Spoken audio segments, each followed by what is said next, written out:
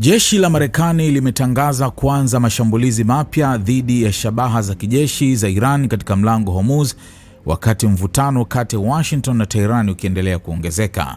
Kamandi kuu ya Marekani CENTCOM imesema mashambulizi hayo yameamriwa na Rais Donald Trump na analenga kudhoofisha uwezo wa Iran wa kutishia uhuru wa usafiri wa meli katika njia hiyo muhimu ya baharini. Kwa maelekezo ya Amiri Jeshi Mkuu, vikosi vya US Central Command vimeanza kufanya mashambulizi ya ziada dhidi ya Iran ili kuendelea kudhoofisha uwezo wake wa kutishia uhuru wa usafiri katika mlango wa Hormuz, CENTCOM imesema. Kamandi hiyo imeongeza kuwa Washington inaichukulia Iran kuwajibika kwa kile ilichokiita uchokozi wa hivi karibuni usio na sababu dhidi ya meli za kibiashara na wafanyakazi wa kiraia wanaotumia njia hiyo muhimu ya kimataifa.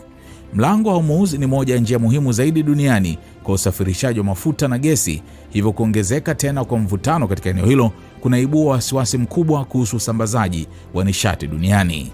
Wakati huo huo, shirika la utangazaji la Kan la Israel limeripoti kuwa Marekani imeanza kurejesha ndege za kijeshi za kuongeza mafuta angani katika Mashariki ya Kati kufuatia kuongezeka kwa mvutano na Iran.